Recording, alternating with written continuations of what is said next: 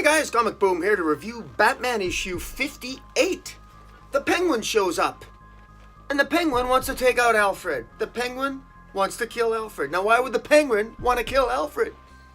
Well, it ends up the Penguin is being controlled by Bane.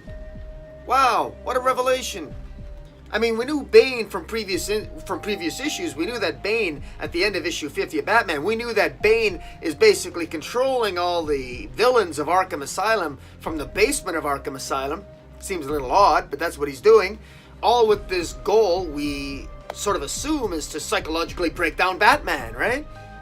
But now this brings the Penguin into the fray, because the Penguin's been sort of silent. We've seen a lot of the other villains. We've seen a lot of focus on the Joker and the Riddler and KG Beast and Mr. Freeze, and now the Penguin's here. Well, this is kind of interesting. Now, why would the Penguin get involved here? Now, this is very interesting because this starts off, it's clear that the Penguin's lover, his Penguin's wife, Penny, is killed.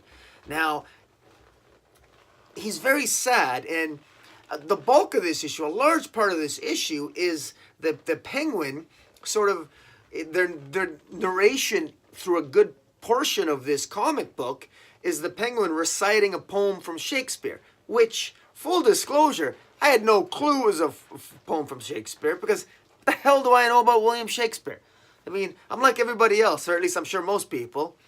I've read some Shakespeare, but it's only because I had to. It's not because I wanted to. And I didn't really want to read it here either. But it's from a poem called The Phoenix and the Turtle. And apparently this is after Penny's is murdered. Ostensibly, we think, maybe by Bane, because the Penguin was supposed to be in charge of making sure that Mr. Freeze was convicted of murder in that jury trial a couple of issues ago, where Batman went undercover as Bruce Wayne, also illegally I might add, and basically got Mr. Freeze off for murder. Well, that pissed off Bane, because apparently the Penguin was supposed to ensure that Mr. Freeze was convicted. At least that's the implication. Well, the Penguin failed, and so now Bane wants the Penguin apparently to take out Alfred. Okay, interesting. So, and I think as punishment, Bane killed Penguin's lover, Penny. And that's why at the end of this, I think the Penguin and the Batman are teaming up, because Bane killed or slit the throat, had one of his minions slit the throat of the Penguin's lover, Penny, or wife, Penny. I'm not sure what she is. Tom King's not very clear on this. I mean, you think he would just say, is Penny the Penguin's lover? Is it the wife? Are they married? What? I'm not sure. You know, in many ways, Tom King likes us to rely on continuity, but then in other ways he completely ignores it. But then in other ways he'll expect us to just know certain things. Now, we saw the gravestones where Penny was buried, and it looks like Penny is referred to as a daughter and beloved daughter and wife, and Oswald's plot is he's referred to as beloved son and husband, so I'm assuming that's his wife, I guess. But anyways, while he's mourning, this poem is apparently a mourning poem. You when you're really sad or upset someone dies, you read this poem. It's called The Phoenix and the Turtle. It's a mourning poem of the famous Phoenix and his faithful lover, the turtle dove. In the poem, they become one in love and they die together in a fire. What that has to do with this story, I've got no idea. There's no one dies in a fire here. Apparently this poem by William Shakespeare, it's known to be obscure, and the content has been subject to very contradictory interpretations. Sound familiar? It's kind of like reading this comic. But I want to give props to this comic a little bit. This is actually one of the better Tom King written issues. I really think it was a significant miss. Again, when Tom King, I wish he wouldn't put his poems and all the, I don't know why he does that. You know, some of the scenes here, like when he's got when he has the Penguins reciting this Shakespearean poem, it's so frustrating because it goes through pages and pages where he's sprouting this Shakespearean nonsense, which no one's going to know it's Shakespeare unless you read Shakespeare. I had to Google it because he doesn't even bother to have a narration box to say this is Shakespeare. But you have pages like this, which are kind of cool, with Batman sort of, chasing down, I guess, putting clues together, eventually getting to the Penguin, trying to solve. There's another murder that's similar to how the women that were allegedly killed by Mr. Freeze, but really someone else who we know to be Bane. The method of operation, the modus operandi of the murder, it's apparently another woman's been murdered, and so Batman's trying to solve that riddle, so to speak, and that leads him to the Penguin. And while he's on his chase, all the narration boxes here contain lines from the poem, the Shakespearean poem, and it reads terribly. It takes you right out of this story. I mean, when you're looking at an action sequence like this, do you really want to read? I mean, it's a chore to read. You have this beautifully illustrated page by Michael Janin, and then you got to read this nonsense. Let the bird of loudest lay on the sole Arabian tree. Herald sad and trumpet be, to whose sound chaste wings obey. But thou shrieking harbinger, foul precurrer of the fiend, augur of the fever's end, to the troop come thou not near. What are you doing? Do you not want readers to actually enjoy the story? Why would you put that garbage? And I'm sorry, but Shakespeare has its place. This isn't it. This is kind of a murder mystery. It's a cool Batman story. What are you doing putting Shakespeare in this? It's terrible. And Shakespeare is overrated. It's the 21st century, right? It's overrated crap. Get it out of there. Shouldn't be in a Batman comic. I'm sorry, but this is nonsense. It is. It's absolute nonsense. And the Shakespearean crap goes all the way to the end. And again, we have some great drama here. We shouldn't have had any. We didn't need any narration boxes. We didn't need Shakespeare while we're following the hitmen trying to find Alfred.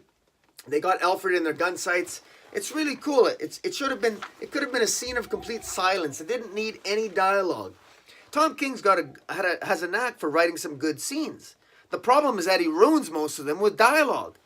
This did not need dialogue, and it certainly didn't need dialogue from a Shakespearean poem called the Phoenix and the Turtle Dove. Good grief! I'm sorry, but I guess since the Phoenix and the Turtle Dove has a reputation for being obscure and contradictory in its interpretation, yeah, I guess. Thank you for making the comic book obscure. Why did you need to make the story obscure? It's nonsense. Anyways, I don't want to harp on it, but suffice to say, significant miss in terms of the narrative. Fortunately, the story itself, if you just ignore the dialogue throughout the whole bloody book. You can ignore the dialogue. You can pretty much ignore the dialogue and just enjoy it, because it's clear what's going on. It ends up that the Penguin, he wants to avenge his Penny's death. He wants to avenge his wife's death, and he's going to be working with Batman at the end.